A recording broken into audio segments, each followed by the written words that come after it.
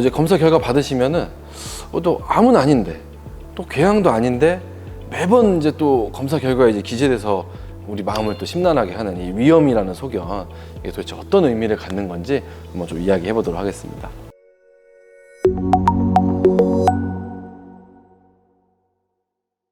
네, 안녕하세요. 유래과내과 내과 전문의 인석환 원장입니다. 자, 이번 시간에는 위내시경 검사 결과에서 위염이라는데 어떻게 하나요? 굉장히 이제 많이 나오는 질문입니다.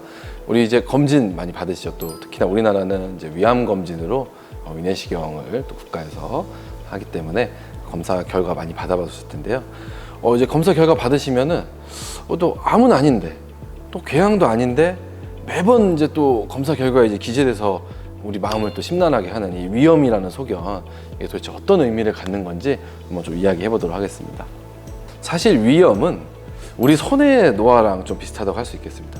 자, 우리 모두 이렇게 손을 보시면은 우리 손이 우리 고등학교 때 내 손과 지금 내 손을 비교하면은 좀 보면은 이제 똑같진 않죠. 위도 손처럼 나이가 들기 때문에 젊었을 때랑 똑같진 않습니다.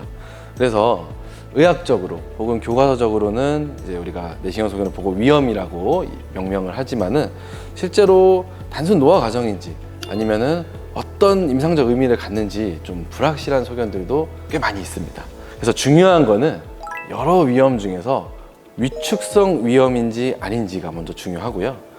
그리고 또 범위도 중요합니다. 단순히 위축성 위염이 뭐 약간만 있는 건지 넓게 분포해 있는 건지 그 정도의 문제도 또 있고요.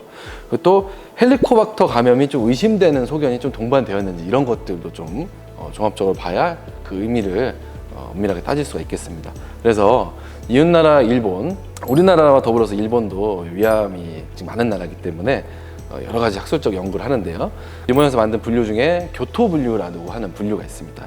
이 분류는 위의 점막이 얼마나 위축되었는지, 또 장상피 화생이 있거나 또 얼마나 있는지, 점막이 비우가 되었는지, 또 점막의 결절성이 있는지, 또 점막이 좀 발적이 있어서 좀 불그레하게 보이는지 이런 것들을 점수화를 합니다. 그래서 점수화를 해서 헬리코박터가 동반될 가능성이 얼마나 있는지, 혹은 그걸 넘어서 위암이 동반될 가능성이 얼마나 있는지를 점수화를 하게 됩니다. 그래서 이런 점수화를 한 부분들을 좀 보고, 또 아니면 이제 검사를 하다가 내시경 하는 분이 어쩌면 위암일 수 있겠는데 하는 부분이 있으면은 바로 조직 검사를 보통은 좀 진행을 하시게 되거든요. 그렇기 때문에 검진을 받으신 분들은 내가 조직 검사를 했는지 이것을 확인하는 게 굉장히 중요합니다. 또 만약에 받았다고 하면은 그 결과를 반드시 꼭 확인을 좀 해주시는 것을 이제 권해드립니다. 그렇기 때문에 정리를 하자면은 위염의 종류는 정말 다양합니다. 모든 위염이 위암과 같이 심각한 질환과 연관이 꼭 있는 것은 아닙니다. 그렇기 때문에 내시경 검사를 받으신 분들은 결과에서 이제 조직 검사를 했는지를 꼭 좀 확인해 보시고, 조직 검사를 받았다고 하면은 그 결과를 꼭 확인해 주시기를 좀 권해드리고요. 조직 검사를 받지 않았다면은 다음 추적은 언제로 하는 것이 좋다고 하시는지 꼭 그 결과를 잘 확인해 보시기를 권해드립니다. 네, 감사합니다.